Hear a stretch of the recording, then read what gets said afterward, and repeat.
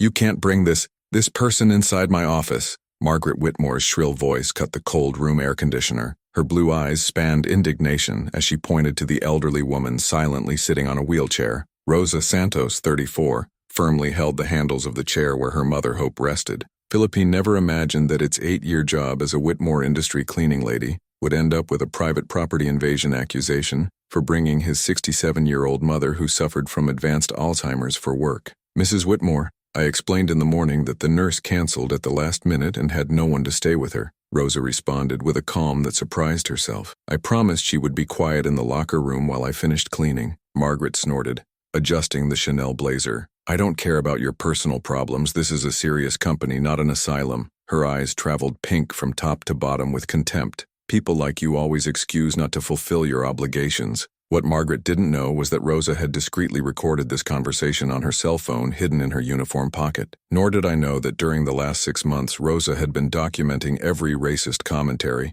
every humiliation, every joke about immigrants that echoed through the corridors of the company. David Chen, CEO of Whitmore Industries, appeared at the door at that time. High, elegant, with a suit that cost more than the annual Rose salary, he observed the scene with indecipherable expression. "What is happening here?" "David, dear," Margaret approached him with a forced smile. "This employee brought a strange person into the company. I'm explaining that this is unacceptable." Rosa lowered her eyes, but not by submission. It was memorizing every word, every gesture. 8 years cleaning the offices had taught him a lot about the powerful Whitmore Industries, especially about the secrets they thought a simple cleaning lady would never find out. "I will have to ask to withdraw," David said, but his voice sounded hesitant. He looked at the lady in the wheelchair who hummed a song in Tagalog, completely oblivious to the conflict. "Of course, Mr. Chen," Rosa replied, starting to push the chair. "But before we go, I need to give it this." She extended a white envelope. "It's my resignation letter,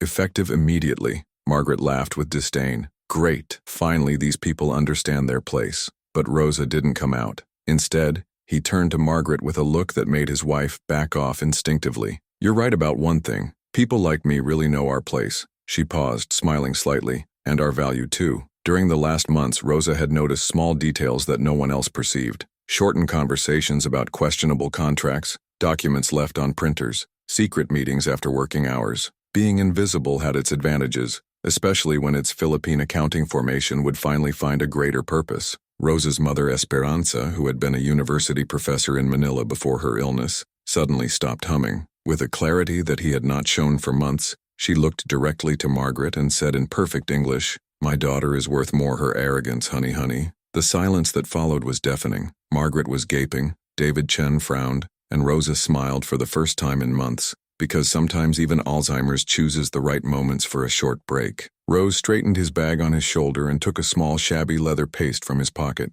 "Mr. Chen, before leaving definitely, would like to return something I found." She placed the folder on the executive table. "Documents that were on the accounting office trash last Friday. I thought it could be important." David opened the folder curiously and his face lost all the color. They were copies of fictitious contracts that Margaret had been creating for months, diverting funds from the company to a personal account. Rosa had spent weeks organizing those papers, translating numbers and connecting points that no one imagined she could decipher.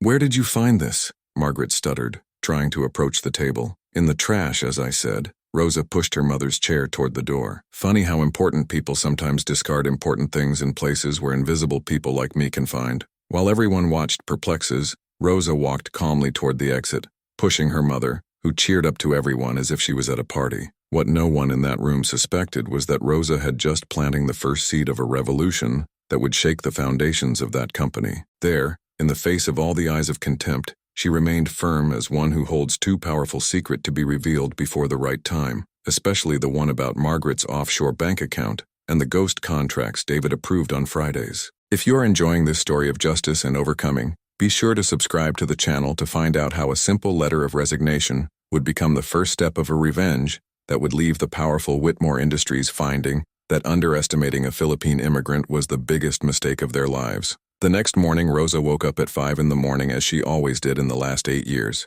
But for the first time, he didn't have to dress with the blue uniform that carried the Whitmore Industries logo. His mother Esperanza was more lucid than usual, repeatedly asking why Rosa was not preparing for work. "Mom, remember what you said yesterday? I am worth more than that woman's arrogance?" Rosa held her mother's hands with love. You were right. It's time to show it. The phone rang at 7:30 a.m. It was Patricia, the cleaning supervisor, a trembling voice. Rosa, you need to go back today. Mrs. Whitmore is furious. She said you stole confidential documents and will call the police if you don't return. Rosa laughed, a sound that surprised her. Patricia, I only returned papers that were in the trash. If it left someone nervous, maybe the problem is not with me. Margaret Whitmore, in turn, spent the morning in absolute panic. The documents Rosa had found contained evidence of 3 years of deviation of resources, ghost contracts, fake invoices, an elaborate corruption network that it had carefully fabricated, believing that a simple cleaning lady would never understand numbers and accounting codes.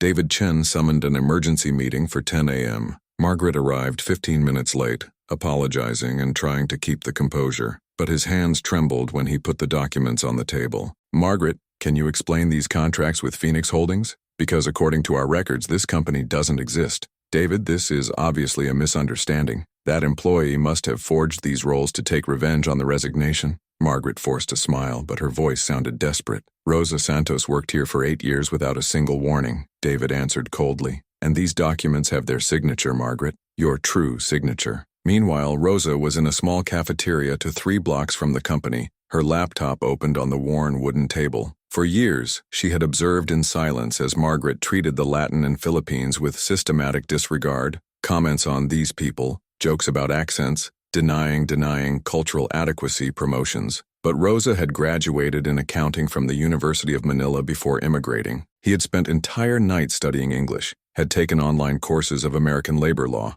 Margaret saw her like an ignorant cleaning lady, but Rosa understood each number, each spreadsheet, every irregularity that passed through those offices. She opened the first of 7 files that had meticulously prepared. Each contained irrefutable evidence. Margaret's emails using discriminatory language, meetings audio recordings where she referred to immigrant employees as a problem, documents proving that qualified candidates were rejected by not fitting into the company's profile. The second file was even more devastating. Rosa had discovered that Margaret was diverting funds for the needy student scholarship program, money that should help young people as she herself had been one day. Your phone vibrated, an unknown number text message. You do not know who is moving with. Return the documents or will suffer the consequences. M.W. Rosa smiled, capturing the threat screen. More evidence for your growing collection. Margaret really believed that intimidation would work with someone who had survived poverty in the Philippines, constant discrimination, and the challenges of caring for a mother with Alzheimer's. In the afternoon, Rosa visited the law firm Silva and Asociados, specializing in immigrant labor rights. Maria Silva, the Brazilian lawyer who had built her reputation defending the invisible system, heard the story with increasing interest. Rosa, you have enough material for 3 different processes, Maria said, leafing the documents. Racial discrimination, bullying, corporate fraud. Margaret W. Whitmore won't know where to start defending yourself. There's more, Dr. Silva. Rose opened another file in the laptop. I've recorded everything in the last 6 months. Every racist comment, every humiliation, and I have witnesses, other employees who have suffered the same treatment but were afraid to speak. That night, Margaret Whitmore had dinner alone in his coverage apartment, unable to swallow the food. I had tried to call Rosa 3 times, but the calls went straight to the mailbox. David Chen had been cold throughout the meeting, and she suspected that her position in the company was on a thread. She didn't know that Rosa was, right now, sending an email to the investigative reporter Sarah Martinez of Channel 7 News, an email containing a small sample of evidence and a simple proposal. Do I have a history about systematic discrimination and corporate corruption? Interest in an exclusive investigation? What Margaret Whitmore was about to find out was that underestimating a polite, determined Philippine woman with nothing to lose would be the most expensive mistake of her life. Each gesture of contempt, every racist commentary, every attempt to intimidate had been carefully documented by someone she considered invisible. And Rosa Santos was just beginning to show that sometimes being underestimated is exactly the advantage that a person needs to turn the game completely. What those privileged people did not know was that every act of contempt was writing their own sentence of defeat, and Rosa had become the most meticulous scribe they could imagine. Rosa spent the next 2 days turning her small living room into an operating center. Esperanza was having one of her most lucid weeks, occasionally making pertinent observations about the documents spread across the makeshift dining table as an office. My daughter has always been good with numbers, Esperanza said, flipping through one of the spreadsheets that Rosa had printed. In the Philippines, she was the best in the accounting class. But here, she paused, looking out the window. Here, people only see a cleaning lady. Maria Silva, the lawyer, arrived on Tuesday morning with 2 coffees and a certain expression. Pink, I got something interesting. She put a folder on the table. A former Whitmore employee, Jennifer Martinez, sought my office yesterday. She has stories to tell. Jennifer had worked at the Human Resources Department for 3 years before being fired by budget cuts. In fact, she had questioned Margaret's discriminatory practices once. I kept copies of everything, Jennifer explained by video conferencing. Emails rejecting candidates qualified by cultural inadequacy, reported promotions for Latin employees, all. Meanwhile, at Whitmore Industries, Margaret was in full damage control mode. She had hired a public relations company to manage the narrative and a private detective to investigate Rose. I want to know everything about this woman, he told the investigator. Debts, problems with immigration, anything we can use. David Chen, in turn, was reviewing 3 years of contracts under the direct supervision of external auditors. Each discovery made him pale. Margaret had created a sophisticated system of ghost companies, diverting nearly $2 million over the years. Rosa received a call from Patricia on Thursday. Rosa, they brought security guards to search the closets of all cleaning employees. They are saying you have stole more documents. Patricia's voice was tense. And there are more. Margaret is spreading that you are in the United States illegally. Patricia, you know this is not true. I have green card for 6 years. Rose took a deep breath. But thanks for warning me. And Patricia, do you still have that USB stick I gave you last month? What was the recordings of management meetings? Yes, it's stored. Keep it safe. We'll need it soon. Rosa's plan had 3 phases, and she was entering the second. The first had been silent documentation, 6 months collecting evidence while Margaret saw her only as a human furniture. The second was to build a network of allies and witnesses. The third would be public exposure. Channel 7 News. Sarah Martinez called on Friday. Rosa, we review all the material you sent. Is that explosive? When can we find ourselves? Not yet, Rosa replied. I need a few more pieces of the puzzle, but you can start checking the documents of ghost companies. Public records will confirm everything. Margaret made her more desperate move on Saturday. She appeared in Rosa's apartment without warning, accompanied by the private detective. I need to talk to you, he said, forcing a sore false laugh. Rose did not completely open the door. What, Mrs. Whitmore? I want to make a deal. You return all the documents and stop spreading lies, and I guarantee you will not be processed by defamation. Margaret tried to look magnificent. I can even help with a good reference for another job. How generous, Rosa responded with irony. But I have nothing to return. As I said, I only found papers in the trash. Listen here, you, Margaret started, but she controlled herself to notice that Rosa was recording the conversation on her cell phone. You don't know who you're moving. I have connections, resources. I can make your life very difficult. Mrs. Whitmore, Rosa said calmly, I've been hungry in the Philippines. I worked 12 hours a day to pay for my mother's treatment and endured 8 years of her racist comments. What exactly do you think you can do with me that life no longer did? The private detective whispered something in Margaret's ear. She paled. Are you recording this? I am, and broadcasting live to my lawyer as a precautionary measure. Rosa smiled. Is there any more threat to do? Why would I love to have everything documented? Margaret retreated, the red face of anger and humiliation. In the car, the detective delivered its preliminary report. Rosa Santos had no legal problem, no significant debt, no questionable past. Worse still, she had higher education in accounting and labor rights. Boss, said the hesitant investigator, I think you underestimated this woman. She's not just a cleaning lady. She is a qualified professional who was strategically positioned to observe everything. That night, Rosa finished the last document of his collection, a complete 47-page dossier with evidence of systematic discrimination, corporate fraud, employee intimidation, and bribe attempts. Each accusation was supported by recordings, emails, documents, and witnesses. She looked at her mother, who slept quietly in the reclining armchair, and felt a peace she hadn't experienced for months. Monday would be the day Margaret Whitmore would find that turning a Philippine accountant into an invisible cleaning lady was the stupid decision of her career. What Margaret didn't know yet was that Rosa had spent the last few years not only cleaning offices but also cleaning the consciences of an entire company. And on Monday, it would be Margaret's turn to find out what happens when someone confuses humility with weakness and invisibility with ignorance. Monday, 8:30 a.m. Rosa arrived at the Whitmore Industries building wearing her best set, no longer as an employee, but as a scheduled time visitor. The extraordinary meeting convened by David Chen had been anticipated after he discovered more irregularities over the weekend. Margaret was in the conference room when Rosa entered, accompanied by Maria Silva and Sarah Martinez of Channel 7 News. The expression of panic on Margaret's face was instantaneous. What is this woman doing here? She doesn't work in the company anymore. Mrs. Whitmore, David Chen interrupted in a freezing voice. Rosa is here as the main witness in our internal investigation, and apparently, also as the source of an investigative report that airs tonight. Sarah Martinez turned on her professional recorder and put it on the table. Mrs. Whitmore would like to comment on the recordings where we hear her by calling Filipino employees these people, and wondering if people like them should work on positions of responsibility. Margaret's face lost all the color. She looked desperately at David. This is out of context. It's a frame. Rosa opened her laptop and connected to the room sound system. Would you like to hear the full context? The first recording began to play. Margaret's voice was unmistakable. I don't understand why we hire these people. They come here with their sick families and think the company is responsible for their problems. Stop it, Margaret shouted, but David got a gesture for Rosa to continue. The second recording was even worse. Margaret arguing with the HR department. I want you to find a way to get rid of that Philippine. She asks too much questions about labor benefits and rights. This type of employee is dangerous. Maria Silva put 3 lawsuits on the table. Systematic racial discrimination,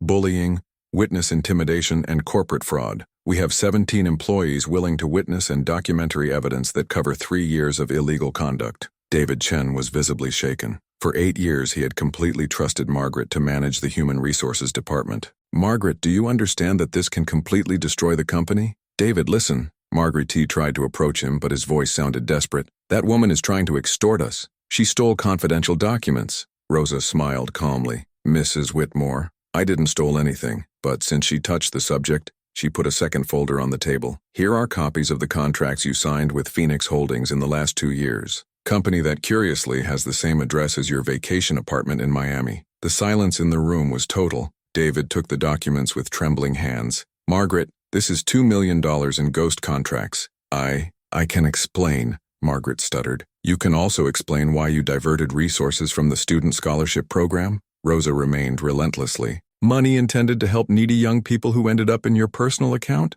Sarah Martinez had grasped grades frantically. Mrs. Whitmore, how long did this corruption scheme last? Margaret got up sharply, knocking over the chair. I won't be here listening to these ridiculous accusations of a resentful cleaning lady. Former candidate, Rosa corrected quietly. Graduated from the University of Manila, a specialization in business audit. Information that had been on my resume since day one, but you never bound to read. The door opened and 2 federal agents entered the room. Margaret Whitmore, FBI. You are trapped by business fraud and fiscal dropout. Margaret looked around desperately like a trapped animal. David, you can't allow it. We worked together for 5 years. David Chen was reading the documents with increasing horror. Margaret, you stole money for student scholarships, discriminated systematically. He threatened witnesses. He raised his eyes and Rosa saw tears of anger there. You have transformed my business into a prejudice and corruption machine. While Margaret was handcuffed, she shouted one last time. This Philippine manipulated you all. She planned it from the beginning.